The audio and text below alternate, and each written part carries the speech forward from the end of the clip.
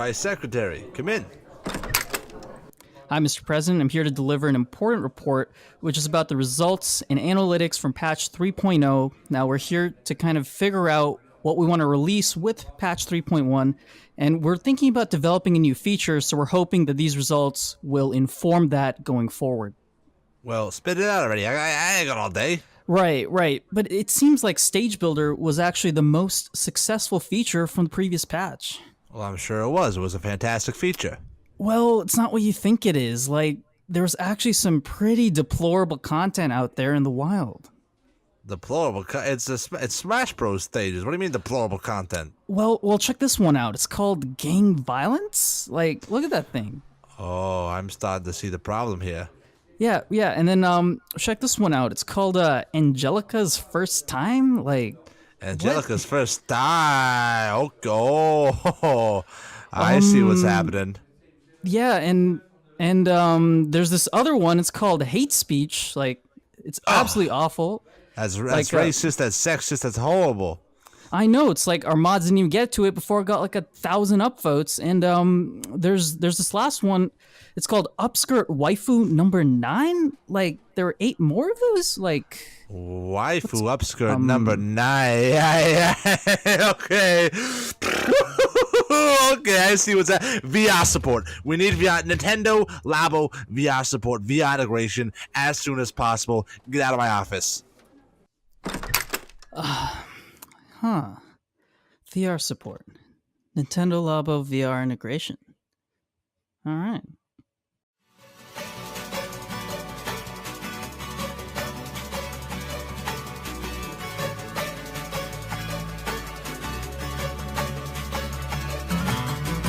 Welcome, broadcasting to the entirety of the Super Smash Bros. Community. This is Beyond the Metagame. I'm your host, Peon, this week live from the sandy dunes of Pismo Beach. I'm joined, as always, by wonderful co-host, AV. AV, how's it going, big boy? Have you ever rode an ATV in Pismo Beach? It's a whole lot of fun. It's pretty cool.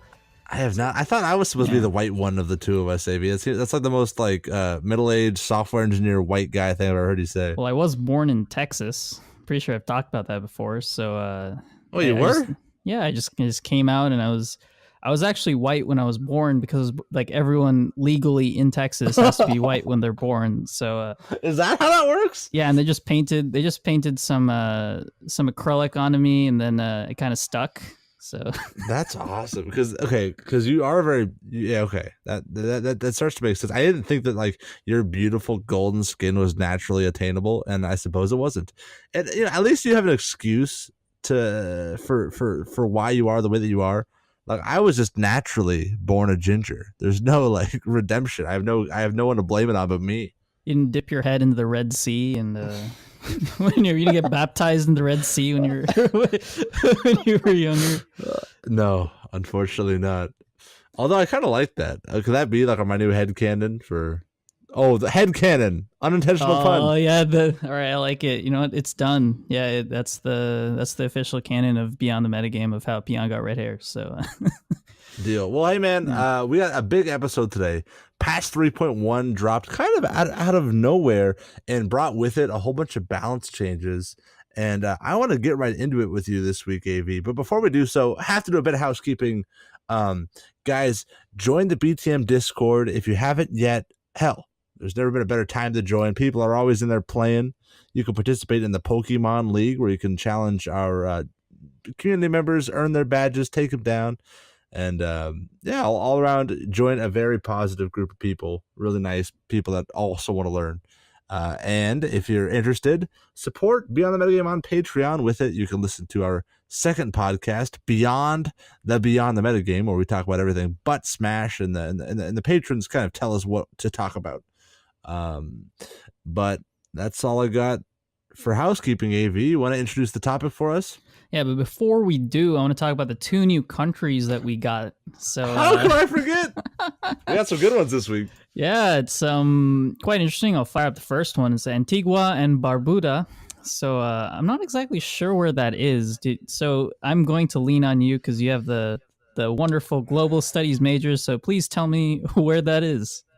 Are you telling me there is one country out there that is called Antigua and Barbuda? I believe so, unless our Because analytics are mistaken. I've never heard of either of those or the combination of the two as What one did they entity. teach you in college, man? Like they Look, didn't man, just like sit you next to a map and just like list out all of the countries. I don't even know if global studies is a real degree. I think they were just making me feel better about myself. Like, hey, Dan, you can have this one. But other than Antigua and Barbuda, we got Georgia, not to be confused with the United States state of the same name. Georgia, African country. Is it African? Yeah. Oh, okay. All right. For some reason, I thought it was in like a weird part of Europe. Okay. Well, that's awesome. I was a weird part of Europe. Are you implying there's like some parts of Europe that are weirder than others? Like what makes it weird? I don't know. It's like for some reason there's just like weird part where it's like Slovakia and Slovenia and like it's all these like countries that you don't normally think about, and I don't know why I call it weird because there's probably a bunch of wonderful people from there, and it's just just a lesser known part of Europe. That's where I just assumed it was from. It's like if Western Europe is like Pitt, Eastern Europe is like dark Pitt. Exactly. Europe's edgier, like more USSR older brother. Yeah, exactly, man. But let's go into what we're going to talk about this week. So, funny enough, Nintendo was nice and kind enough to drop us a surprise patch. So, we got a surprise balance patch 3.1. Do you want to go over a few things that we're going to talk about before we jump into this? No. Cool. Let's do it.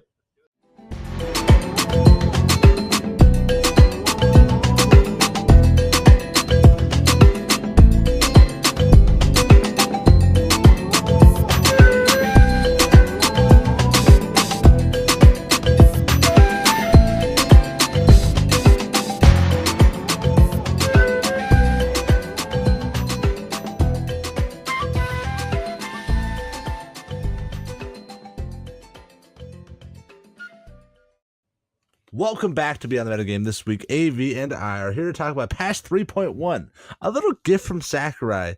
And with it is a lot of balance changes. Some would argue this is like the most significant balance change of, well, maybe of all time in Smash Ultimate so far. I would say so. AV, have you gotten a chance to look over the notes and see all what they added? So I have. Obviously, I'm going to be super egocentric and only look at what's important to me, as most humans are, and Donkey Kong finally got his Giant Punch super armor fixed, so that's a huge thing. But looking past myself... congrats, buddy. Hey, enjoy your day in the sun. I know Donkey Kong wasn't there like some sort of like New Zealand petition to like make that happen? Well, no, I'm serious. There was like this like... why was I thinking it was like a New Zealand thing? Okay, well... But there was a petition, at least. That I don't know. It just sounds more novel and cool that it was a New Zealand petition. Was it Australian? I saw like some Kotaku article or something. Which, which who knows how credible it was, but it was like something like, Smashers in Australia are petitioning, or New Zealand are petitioning to fix Donkey Kong's neutral special. Like I thought I saw. One of those countries were lumped into this movement for some reason. Well, I know DK Will has been pretty vocal about it on Twitter, and he kind of talked about like DK's two main problems, one of which was fixed in the previous patch where I think there was like some wonky Z-axis stuff with Punch, and now that was fixed in the previous one, but now he actually has his super armor properly activated when he's using aerial Giant Punch, so that's kind of cool. That's awesome, man. Hey, well, congrats. Thank you. It's pretty exciting for me, even though he didn't really get touched otherwise, but I think that was really what I wanted. Captain Falcon got some crazy stuff, and then we got some nerfs on high tiers across the board. Diddy Kong and Lucario seem to get some pretty like reasonable stuff, but I don't want to get too into it, but it seems like this is really bold. Like they've actually kind of stepped it up, especially because it's so recent. Yeah. This is definitely, I think, like the Smash team kind of making a statement. Like, hey, we're listening, we're watching, and we're adjusting accordingly. I have to say, I mean, what is your gut reaction so far? Like, just looking at the notes, scrolling through them. What is your, like, in a few words? What are you feeling right now after looking at this stuff? I feel like Sakurai or whoever is running the balance team is looking at competitive.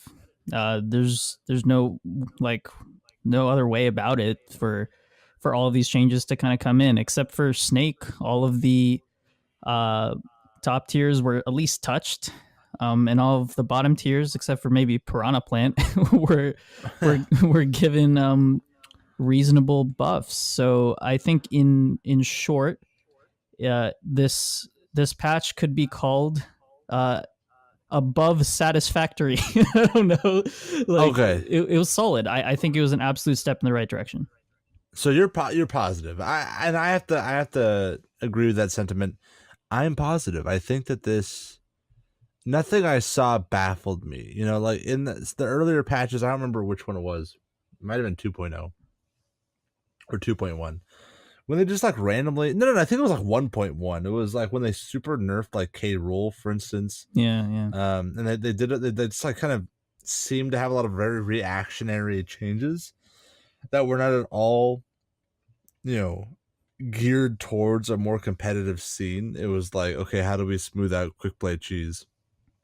And Sure. this patch, we saw that in Smash 4 too, with like, like Greninja, like Little Mac getting nerfed, and that's kind of my worst fear when it comes to Nintendo patching the games, is that they'll have overreactionary buffs to characters that really don't deserve it, or sorry, nerfs to characters that don't deserve it, and perhaps buffs too.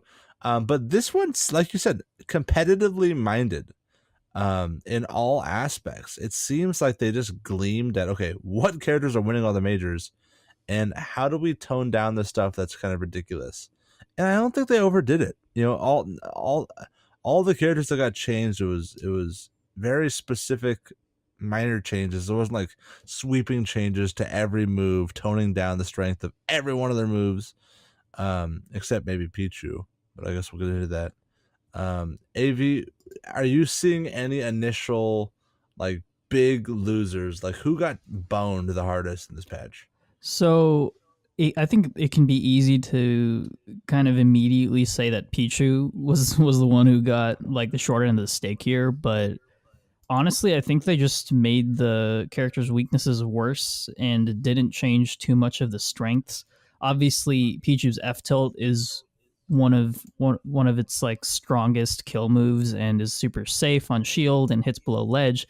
And they kind of just reduced the launch distance by a bit, probably kills like 5 or 10% later.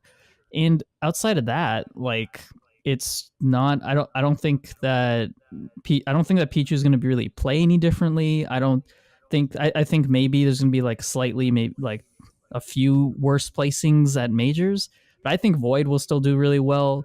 Pichu's shield got a little bigger, so that's kind of cool. So Yeah.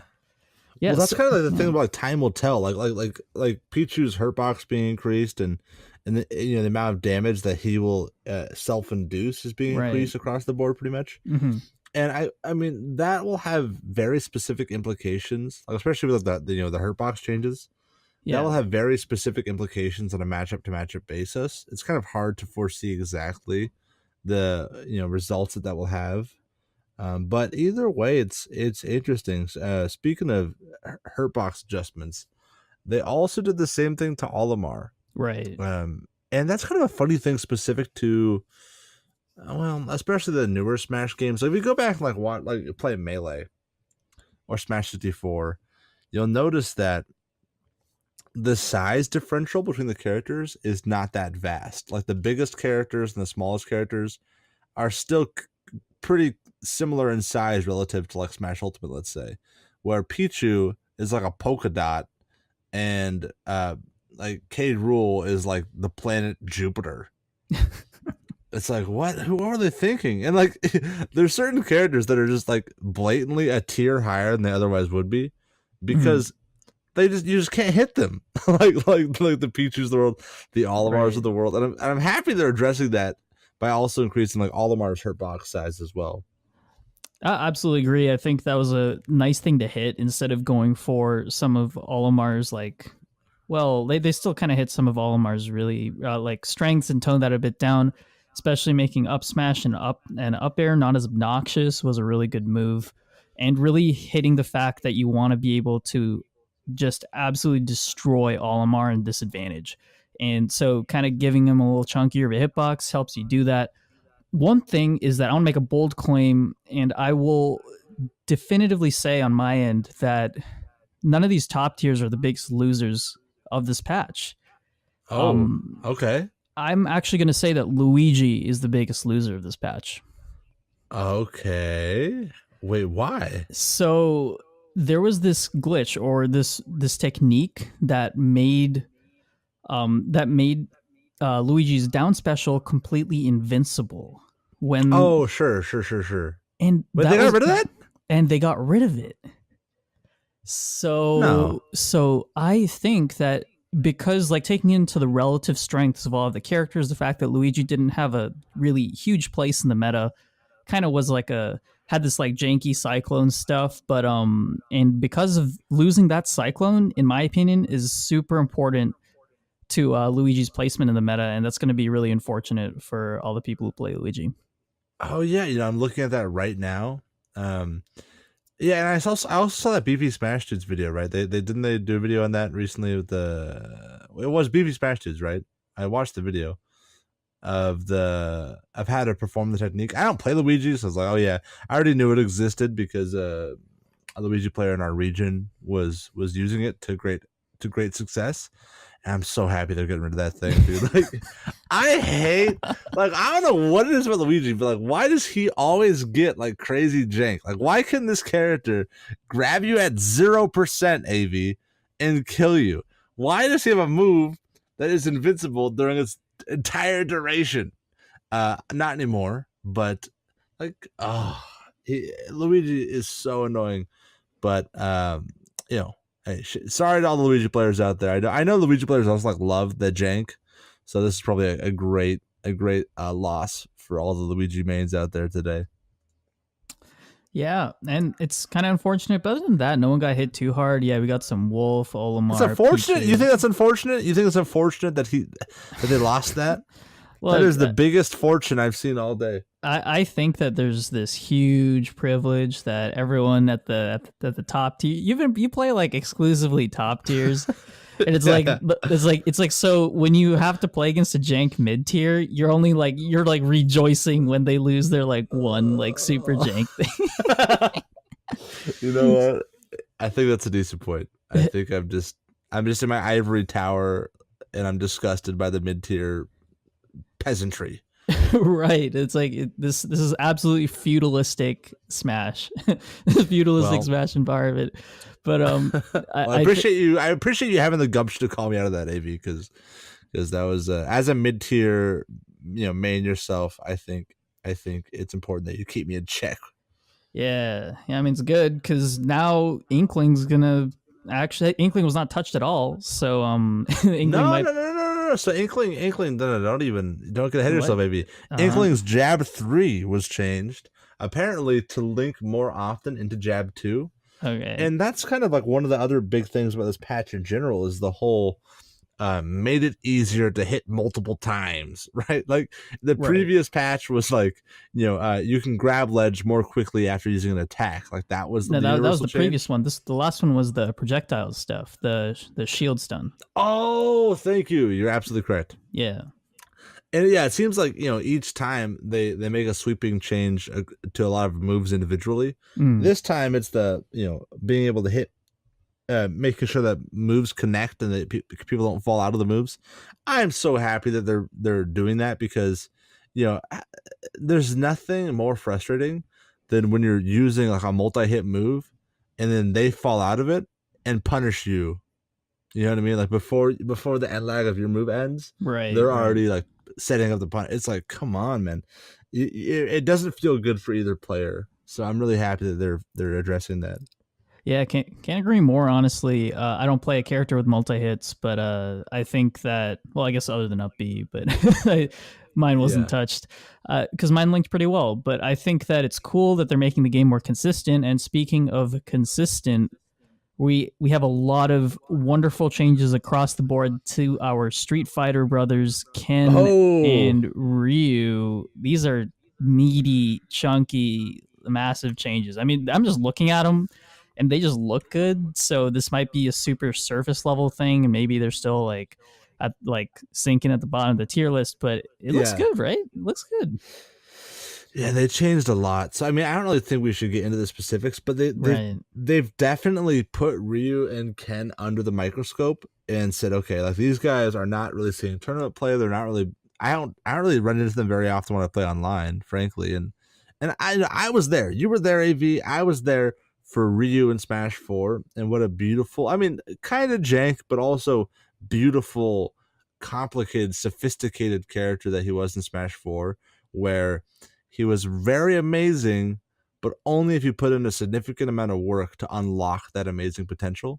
And in Smash Ultimate, upon release, everybody had such high hopes for these guys, just mostly because of being able to use your tilts out of dash, and them having like tilts that are so good, such great combo starters, and but we haven't seen anything from these guys, and it was just a matter of time before Nintendo gave them a second look.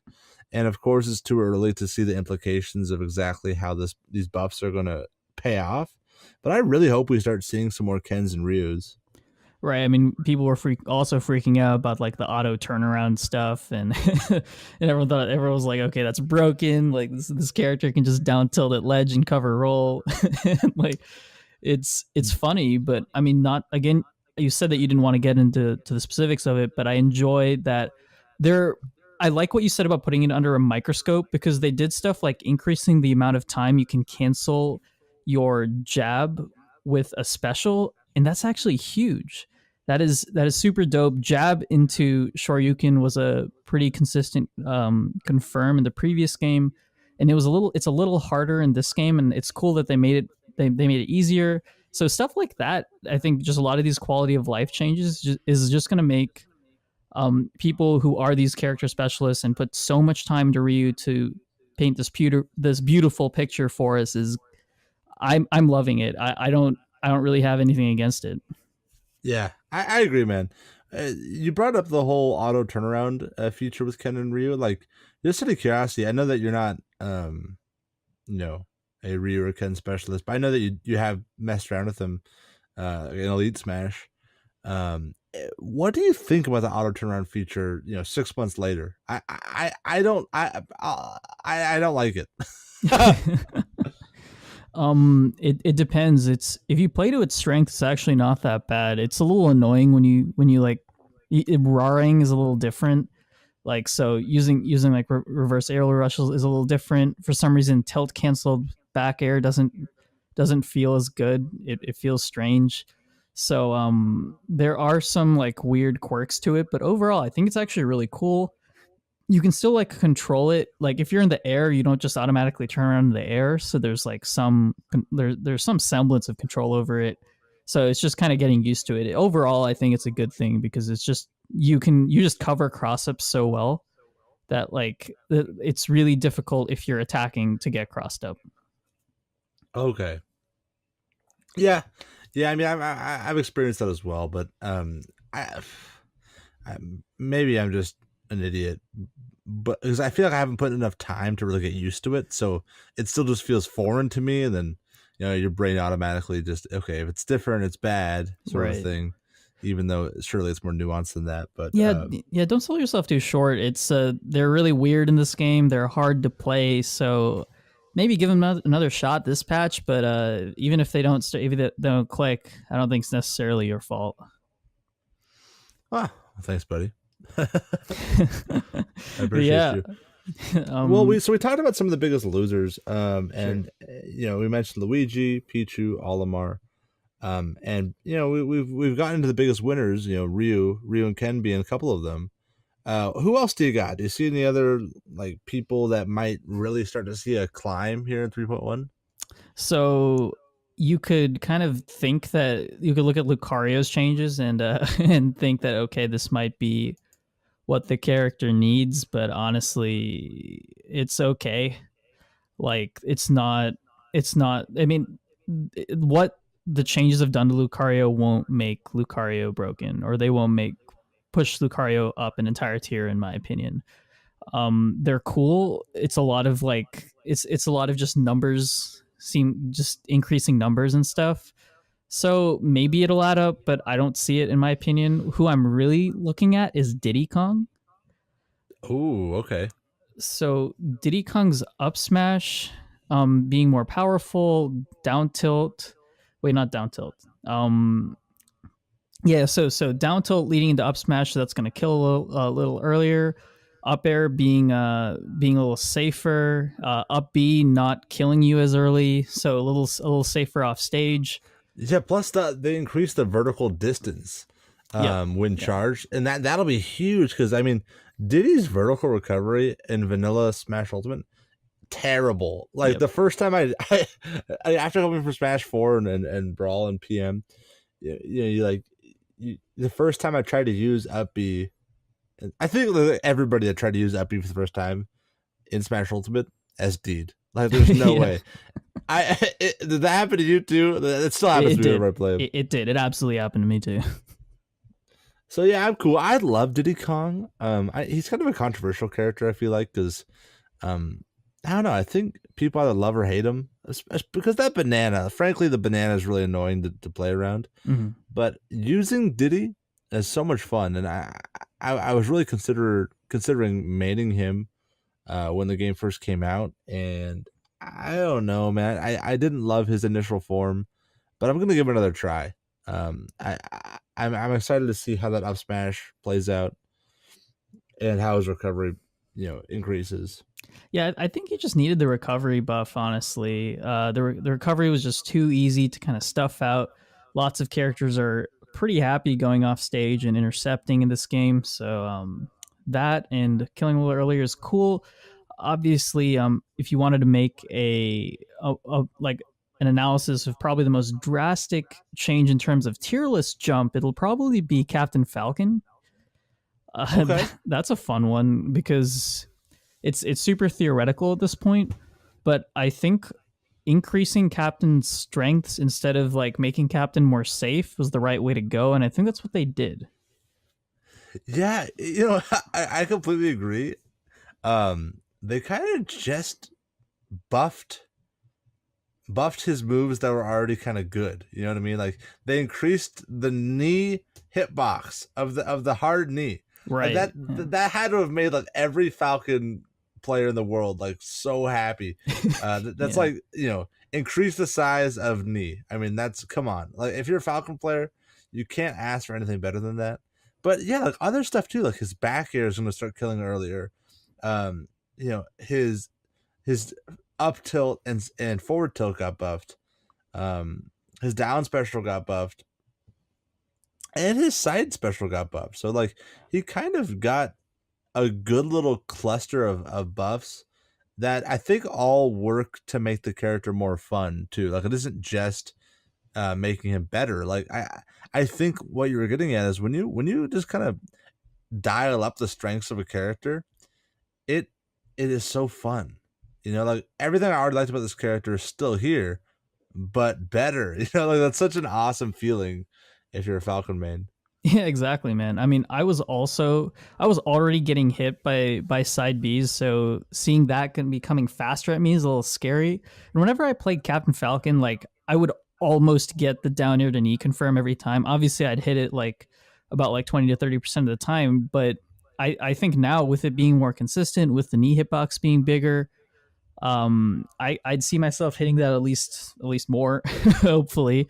And I think it's going to be interesting that his back air has an extended launch distance. I know Fatality and a lot of really good Falcons like to actually do this like back air chains off stage. So I wonder if that'll reduce the effectiveness of linking back airs into back airs off stage. Yeah. So that's an interesting thing. That might be a nerf in disguise. So Yeah. yeah. That's an interesting thing because yeah, that's the thing. I mean, we don't have the data enough to understand exactly how they changed the base knockback versus the knockback growth. So we'll see. But yeah, you're right. Like Falcons love to do that uh, instant reverse aerial back air or raw back air, depending on the situation, and chaining them into each other. So I don't know. What time will tell. Back air is such a good spacing tool for Falcon at high percent. So having that as a killing option, I think will make up for a possible nerf in the combo game. Yeah, I can definitely agree with that. And so, kind of moving out of this, is there any last character that caught your eye that you really want to talk about before we kind of jump out of this?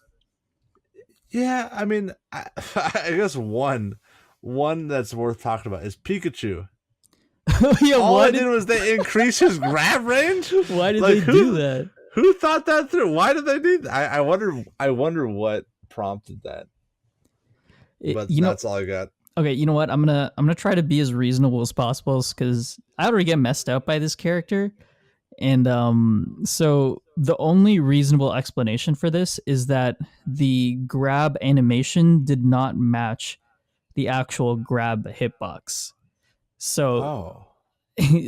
that is my like super analytical explanation for this. And if that was the case, sure, but I don't think Pikachu really needed a buff right now. Okay. Oh, well, one more. Lucina. They Ooh, they nerfed the forward smash and forward air, just decrease the launch distance. This is the perfect nerf for Lucina. Like I've been saying this since launch. Lucina has range. She has good recovery. She's pretty fast, and she hits like a truck. Like I'm okay if she's very well rounded, like Mario or something, where she has like a little bit of everything. But there's no reason her side smash should be able to like two frame people at 60 and just kill them off the side. I've died so many times to that. So I think this is the perfect nerf. Just trim her offense a little bit. She's a perfectly well-rounded character that way, and I think that forward air and forward smash were the biggest offenders, and I'm glad they trimmed them. absolutely, man. I couldn't really agree more. Maybe I wanted them to hit like back air, but because I think back air hits a little too hard compared to how hard Marth's back air hits. I like using Marth and Lucina as like comparison bases against each other. Like when I get hit by Lucina back air, like how like bad does it feel compared to getting hit by like a Tipper Marth back air or like a Yeah, Sour Spout Marth back air? it's like the same thing as a tipper pack air. It feels like it's like why I died Yeah, at 70. exactly. But I think that it's interesting. Some people are postulating that Lucina Fair launch decrease could make it a combo move in certain situations. I don't. I'm not. I'm unsure about that. I don't think so. I think it's a little too slow, but time will tell on that one. So that was a really good thing to point out. So kind of moving past that, this kind of bodes well, right, for Nintendo. I know you a little more than me were talking about how disappointed you were in Nintendo not really going for it and making a bold change. You said, "All right, like the game is slowing down a bit. We're getting to this lull." And it's like I want them to like get like a second wind of Smash Ultimate. So is this it? Is this kind of all that you hoped and dreamed for? Yeah, yeah. I mean, I have gone on records being kind of negative about previous patches, saying, I'm initially I was pretty warm to the idea like, okay, they're taking it slow, they are, allowing the data to come in before they trim the top tiers. I think enough time has passed. I think that like a week ago, we knew exactly who was strong and who was weak, and this patch, in my opinion, was a confident step forward towards a more balanced game overall. And for that, I have to commend Sakurai and the team over there. This was a good patch. I think this was a good time to make that patch. I think that this was really good stuff. Yeah, I agree for the most part. Obviously, if this kind of patch velocity and this kind of development turnover is to be expected, I'm totally okay with the kind of notes and the kind of changes that we're seeing today. However, if we're not going to get another balance patch for maybe another like 8 9 months, this might be a little concerning because there's still I think there's still some stuff that's overlooked. In my opinion, Snake is a little overtuned right now and will likely start dominating the meta. We have seen a ton of Snakes in top eights, and we've seen a lot of his really top players come to great success with this character that seems to be a little obnoxious in certain situations, even And though that's like with only half the ass of his like previous incarnation. yeah. Yeah, it's like you got nerfed hard coming to this game. Like, I mean, He's still out here moving on fools. right? I mean, look. Sometimes you just gotta understand that the booty don't quit, and that's Whoa. yeah, and Avi, that's what do I feel like? really, Okay, because Avi, you is this inappropriate to say? You kind of have some cakes. um, look, I've never heard it like come from my own mouth, but you've said that before. I don't know whether to believe you or not, but Yeah. in any case, it's not like it's not like my own attraction towards snakes, like wonderful assets, are due to me staring at myself in the mirror or something. Like, what does this have to do with me? Avi, I know that we launched that Patreon. I think we got to get you in some yoga pants ASAP. All right. Well, you know what the newest $25. Sign me up. Yeah, but to get back on track, I could see that. Yeah, Snake has gone under the radar, but all in due time. I think that this patch to me shows that we're moving in that direction. I think that no top tier is safe right now, and I think that no low tier is going to be abandoned necessarily. I think that if anything, this patch has showed me that they're not afraid to take the next leap forward. Like, they want this game to evolve and they want this game to change. They're not just going to rest on the laurels of like their, uh, reasonably balanced launch state. Right. I mean, this game was pretty like good for most people on launch. I mean, we obviously had our holdouts on Twitter that still say that this game sucks. I think there's obviously I think there's obviously always going to be people that you can't please. So I think it's cool. It's very clear that this is kind of the hill that they're going to die on. It's unsure to a lot of people whether there's going to be another Smash game, and if there is, it'll be for a new console, which will be very much in the distant future. So I think that it's awesome to see how much effort that they're putting in, and especially looking at competitive. I think we said this at the beginning, but like someone has to be looking at competitive data here instead of just quick play in order to make a lot of these changes. Yeah, dude, that's the thing, man. Like, this is definitely not a quick play nerf. This seems so tuned to the competitive scene. I mean, look, we're not seeing any Wario nerfs either. Like, there's definitely some top tiers that didn't even get touched. So I don't think there was like a 1-to-1. Okay, these are the guys that are winning tournaments. Let's nerf them. But the correlation is undeniable. I mean, and a lot of these characters are characters you don't really see in quick play. The Olimars of the world, the Pichus of the world. I never see those guys in quick play. So it's like, this seems very measured. This seems very competitively geared.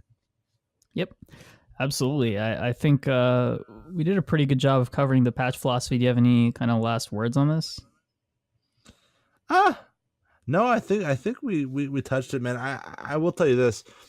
I'm looking forward to seeing what Smash Ultimate looks like at the end of its life cycle. Like, where are we going? Like, with Smash 4, I didn't really feel like there was much of a trend in terms of balance. It was kind of all over the place, and then of course it ended at a very controversial state. That kind of, unfortunately, marred the reputation of that game kind of permanently. I mean, like, the last patch with Bayo being so dominant kind of put a bad taste in a lot of people's mouths, and something about the vibes that I'm getting from these patch notes is almost ensuring me that isn't going to happen. I mean, I'm going to knock on wood, but I'm very comfortable with where we're headed, and I think the game is going to get better and not worse. I think from what we've seen in the past, like with these really toned down patches, like kind of escalating up to this really on point, on the ball, like fresh off of like whoever's looking at this has a like fresh mind off of all of the latest majors. I'm excited. I don't care that I'm getting my expectations up. I think this game is already great and is gearing up to be even better. For sure, man. Do you think that there's any, because certainly, I mean, statistically speaking, at least like one guy or one girl out there is going to change their main or character based on this patch alone? Is there anyone that you see, like any character that's like, okay, maybe if I play this character, I would consider swapping off of them after this patch? Um, Nothing about this patch makes me want to swap off DK, especially because they fixed the thing that a lot of DK mains really wanted them to fix. I've already played a lot of Captain Falcon and a decent amount of Diddy Kong, so both of those characters might circle into my flavor of the month. So those two are the ones I'm looking at. Do you think that the recent changes are gonna make any change ups to your roster? To me personally, no. I mean, I guess I'll have to see exactly to what extent Wolf's nerfs, how that actually ends up playing out. But in general, no, I don't think I saw anything too drastic, Um, like no characters were ruined today. Maybe you only started playing Luigi because you saw that Beefy Smash Dudes video and like, dude, I want to do the invincible down B. That's awesome. And they changed that. I could see Luigi players dropping him for that. But other than that, yeah, I agree. I mean, I don't think that there's any real reason to retire a character today. Yeah, absolutely. I mean, the worst offense on this patch notes may be the incorrect grammar on the Luigi grab notes. It says it is now be easier to to hit opponents. Come on, man! It's a Japanese company.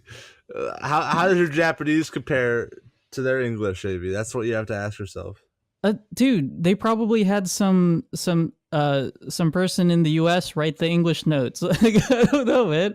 I don't care. It seems like the grammar was totally fine for everything else except for this one note on Luigi's grab. Dude, AB, next time you like make one grammatical error in like a message you send me, I'm totally just gonna send it to the Discord and be like, "Look at this guy." What on instant message? Like what? Like I can't. Oh, so your problem is that it's like on a professional published document. Obviously, yeah. Go through any of my professional public documents, find a grammatical error, bring it back to me, and I will take that L to the bank. Like I invite you to do that. Please do. Wow. Please Maybe do. I love the vigor here. I've never seen you so alive. Well, grammar gets me alive, dude. Wow. Dude, if we ever get in a tragic car accident, I'm just gonna start whispering like accusations towards you about your grammar, like, AB, you didn't use an Oxford comma in paragraph 3. I'll just move over, Doc. I got this. Yeah, friend. I have enough time to flip the. I'll have enough energy to flip the car with that statement. Well, Amy, I think that's a good time to get into the questions. First one is from the homie Minlo, and this was a question. Let me just remind the people at home that if you want to ask us questions on the show, have your name read out loud, and for us to answer any question of your choice, join our Discord, go to the podcast questions section, and shoot us a question. We'd love to answer it. But first one, Minlo asks us, turns out Sakurai is a huge BTM fan, and he's in a bind. Your phone rings at 4 a.m. and he's looking for a fresh take on Smash. He wants you to completely revamp your main. New movesets, new skins, new everything. It's all up to you. Nothing from previous entries can stay. What does your character play like now? Wow, this is honestly probably the most intense question we've received yet, and I hope I can do this justice. I did think about this a little before going in, so this is not going to be complete improv. But Yeah. I was thinking about it. So we have to throw out Donkey Kong, right? Yes. So we're throwing out Diddy Kong too. It's because we're turning all the Donkey Kong characters into a Pokemon trainer esque thing. Like Oh. just like the actual series, you just tag out all of the Donkey Kong characters, and just like just like the game, like there'll be like barrels around the stage. You won't be able to use your other characters unless you've captured the barrels and they'll like randomly pop up on different parts of the stage. So people will like start thinking about stage control around the different like barrels with the characters. I get to play Funky Kong. Like I get to smack people with this surfboard. Like everything about that just seems amazing to me. Yeah, maybe that question, honestly, or that answer rather, is you're amazing. That's an amazing answer. So Thank you. I kind of play a few different characters. I play Inkling, Wolf, and Roy. And I really like how Wolf and Inkling are. I think they really represent like their personalities really well. That said, Roy is kind of a jabroni. Like if he didn't have red hair, I don't know. I could care less about that guy. So let's make him weird. Like I want him to have like a battle axe. Like we have enough Okay. swordies. Give Roy a battle axe, no. He's dual wielding. He's got two battle Ooh, axes, I like and he's it. kind of like because his whole thing is he's up close and personal. When he's in your face, he's exponentially more dangerous than when he's at like an arm's length away. So let's go full berserker mode. He's twisting, hacking, slashing. He's gnawing people's hair with his. He's biting people. You know what I mean?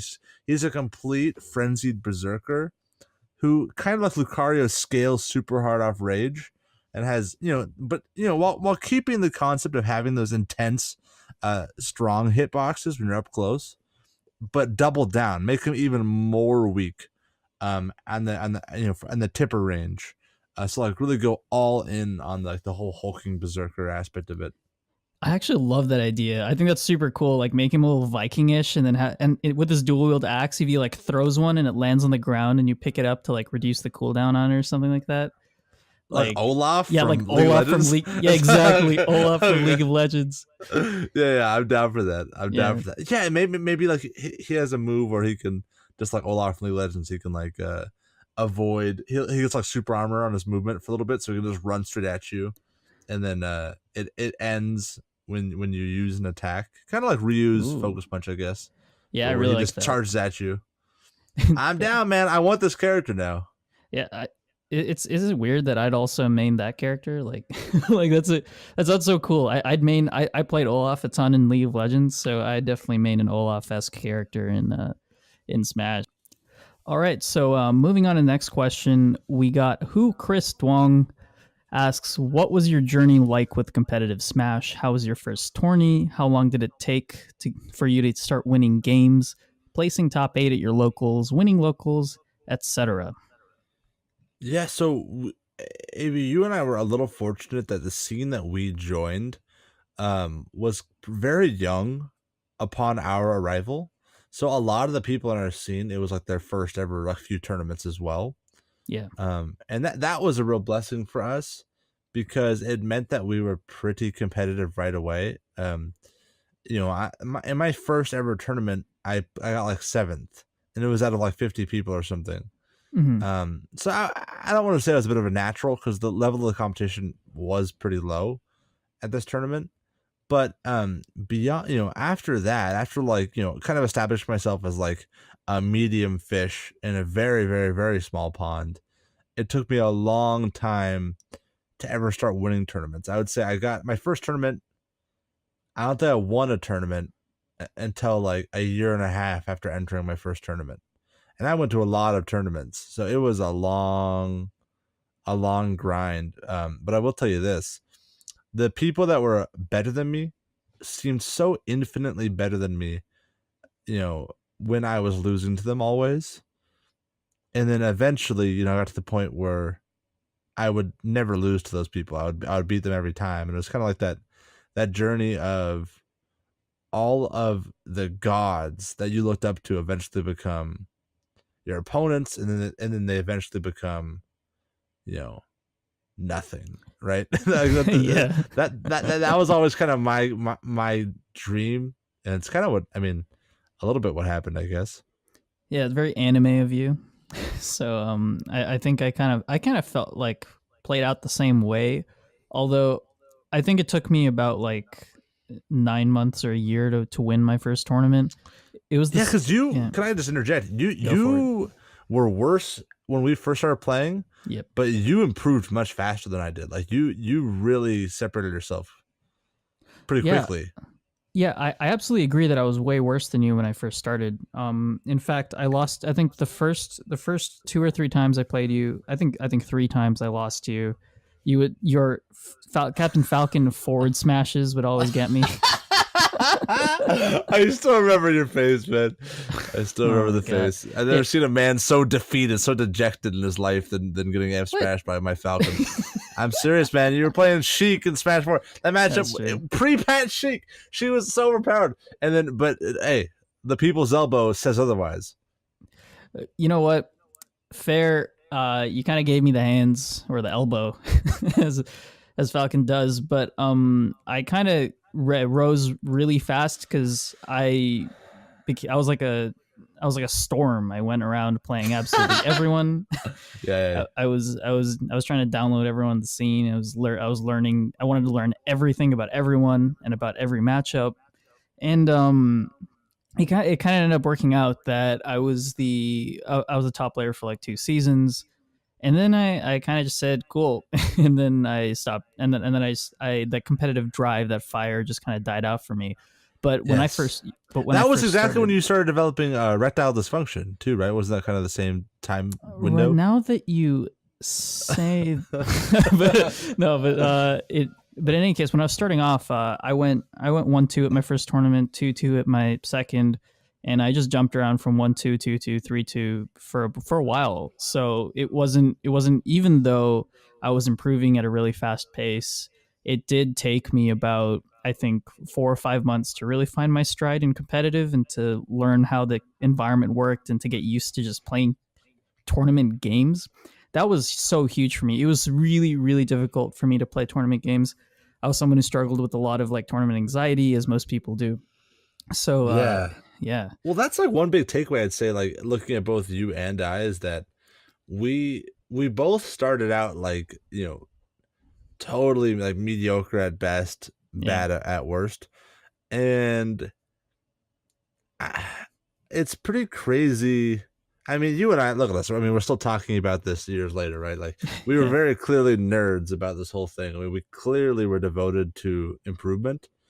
And I think it was our devotion to improvement above all else. That was like the single most important factor in actually, surpassing our peers and getting better than the people around us. Because, we were definitely the two most nerdy people about improvement. Like, we were so dedicated to it. And I think that goes to show that, like, if you right now feel like you have a lot you can learn in your region, and you have a lot of people that you could eventually learn to become better than, you can do it. It just takes a lot of time. And if you're listening to a podcast like this, you're probably already there in the devotion department. So I hope that in a year or two, we get a lot of stories of how people also started off as noobs, but now they're like, one of the better players in their region. right. I mean, looping back to our debate from last week, where we so fierily, is that a word? We had It's this not, but we'll roll with it. We'll roll with it. we had this blazing duel about whether or not about the merits of going to every tournament. And I will say I did want to kind of go on the record saying that I did that when I first started. Both Peon and I showed up to every tournament, pretty much every Smash Fest that we could. And I think it would be disingenuous of me to only say that like to only back up what I believe in now and how I currently, like, quote unquote, maximize my enjoyment for efficiency. So when I first started and I had these like really lofty goals and I wanted to become better, I was out there. Like I was out there Oh yeah, you were 24/7. grinding. Yeah. You were the biggest grinder. So I did want to And kind of wrap that up. yeah, like what I've seen a lot of people over the years like go from, and again, I'm talking about like interregional progression. I mean, like I can't speak on the journey from getting to like our level to getting to be like, MKLeo, right? But I have seen and witnessed and been involved with dozens of players who were 0-2ers and eventually became like, top eighters in their scenes. People that were serious threats, could potentially win a bracket, could potentially beat anyone. And the biggest correlative thing I found is the people who develop a love for the game, and two, people that go to everything, that well, maybe not go to everything, but that really spend time with the game. They don't just go to the tournament, get angry, and leave. If they do poorly, they'll laugh it off. They'll be grinding friendlies. They'll be practicing tech. The people that actually put in the time, but in a way that's measured and disciplined, not just like aimless. Those are the people that I see consistently rise above. Right. I mean, if we look back to when I switched to DK, before I came to before I attended a tournament with DK, I watched every Hikaru VOD in existence and studied every single VOD from start to finish, pausing along the way, understanding how he got all of his openings and how he played the game. And funny enough, I won the very first tournament I played DK with. And it wasn't just like me just getting luckier. No, people didn't know the matchup, so it was kind of cool since no one really played DK. But I there was a lot of prep work that went in and a lot of grinding that went in. So it is a full-time job sometimes, like putting the effort you need to get to that point, but it's so worth it. It's so worth like all of this coming together into it, like all of the training and mental strength that you've built up, and like all of the intelligence that you've built from either studying or getting exploited in Wi-Fi or with your friends. It's just such a fun experience. I love nerding out about it. It's so cool. I do too. I think that's like kind of daunting too when you think about like, oh man, like there's all the stuff that you have to do to get better. What I like about it is like while there is a lot that you can be doing to improve, it's pretty clear cut what you need to do. At least it isn't so mysterious. It's like if you sometimes it can feel abstract, but really, I mean, when it comes down to it, if you study and if you practice, you will improve. So the onus is on you. Like you have the power to do it, and it's kind of up to you to decide whether or not that's worth it to you, which is empowering, and that's what I like about it. Yeah, it's in your hands, honestly. Like people will do anything to get the blame somewhere else or to justify their current placements or their current ability, but bring it to you. Just internalize it. It's really it's really all on you, because I've seen so many people undergo transformations once they just start taking responsibility for their play. Well, speaking of undergoing transformations, we have one more question from Uniter Flash.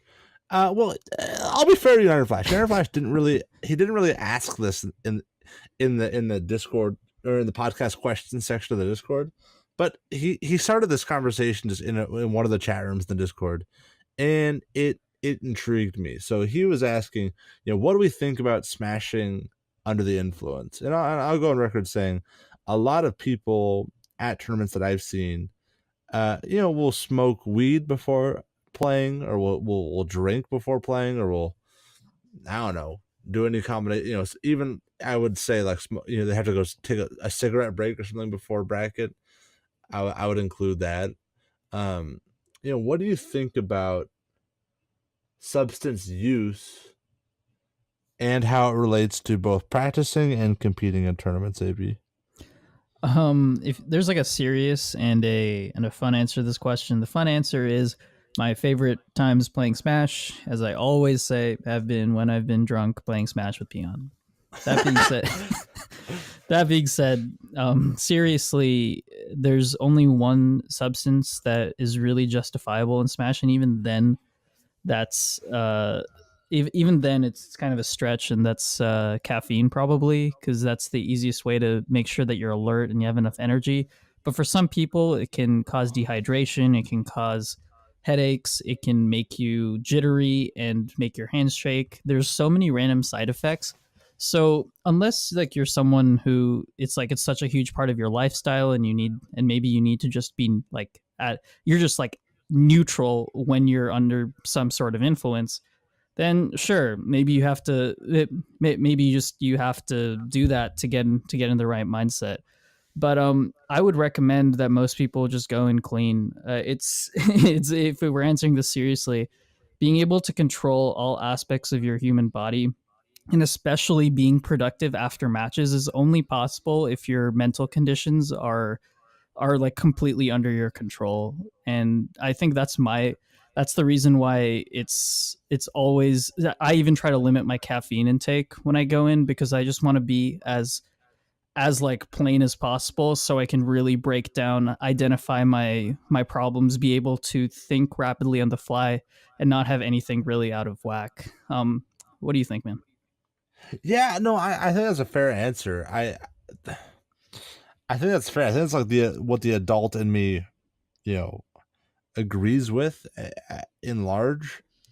But it's like it's hard for me to make a generalization though, because I mean, while I agree with you on in most instances, some people get really anxious, and for them, weed or I don't know, some other substance would calm them down and would ease their tournament nerves, right? And of course, I would be one to say, Sure, yeah. well, let's analyze. What are you nervous about? Let's talk about the actual causes of this anxiety, and let's address that and see if we can't, reorient your goals to make you not have the same a nervous response.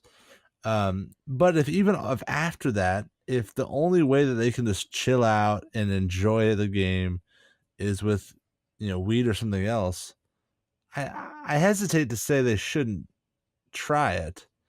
But I look, man, the moment that you become dependent on, in this case, performance enhancing drugs, I think that's dangerous. There'll be plenty of instances where if you're worried about all that stuff, even beyond, I mean, of course, we're looking beyond the health risks and the issues of legality. I mean, I'm just not being judgmental about that. Assuming you already know those risks, right? If you are, at the will of those substances, and you might eventually have to either A, practice, or B, compete in a scenario where you won't have those substances, um, I think that you will be less prepared to deal with any sort of stressors than you would be had you been practicing competing this whole time without the aid of those substances. So I don't know. I feel like you're kind of fostering a dependency, um, to always. It's like, sports psychologist Steve said, is like you want to come into every match, your preparation rituals and all that. You want to kind of come in with the same state of mind, for when you play. You want to create the same level of consistency. But if like you also have to factor in, like, okay, today I don't have my drugs, or today, tomorrow I won't. I don't know, man. It seems like an extra level of difficulty there. Yeah, I think we're on the same page, man. I have to reiterate the fact that if you just need if you have like a genetic thing that, or a predisposition that requires you to have certain medication, then I don't think there's really a question. I think that's totally fine. If you're kind of starting off at a clean slate and thinking about kind of putting stuff into your system, yeah, maybe just maybe try to avoid that, just so you don't get dependent on it. And I think that this is especially the case with specifically performance enhancing drugs such as like Adderall and Oh yeah, any type of methamphetamine. That is so dangerous in terms of the dependencies that it can create. And yeah, we don't really want to go into those side effects, but yeah, not like, Yeah. but like, yeah, just staying. I don't think anything strictly performance enhancing you should ever take, because that at that point you are leaving your success out of your hands and you're basically throwing it to something else. So don't always control all of the variables when you can. Have full control over your body and train yourself to like be able to analyze every part about yourself and do my favorite thing in the world, which is introspect. So figure out how your body works, your brain works, and you will be powerful enough to start controlling stuff on your own. Yeah, I love it. I love it, Abby. Completely agree. Don't recommend it, but I'm also not judging you. AV, that's all we got time for this week. Patch 3.1's out here. I don't know about you, man. I think we should go out, and actually play the damn thing, have some fun, try to land some of that new and improved Captain Falcon knee. I'm excited to get into it, and also excited to hear what you all have to say about it. You can, of course, talk to us about Patch 3.1 at our Discord server, which will be linked in the description below, as well as in the show notes. For you podcast people, traditional people, you can also tweet at AV and I. AV, where can people find you, my friend? People can tweet at me at A plus Vaidyanatha, just my long Indian, South Asian last name. And you can find me at Peon _ BTM. That's Peon _ BTM. That's Bravo, Tango, Mike, for all of you astronauts. And you can find our show's Twitter at Beyond Metagame. That's right, guys. Beyond Metagame. The show is called Beyond the Metagame, but Twitter doesn't give a damn. That's all for this week. Guys, as always, thank you so much for listening. Goodbye.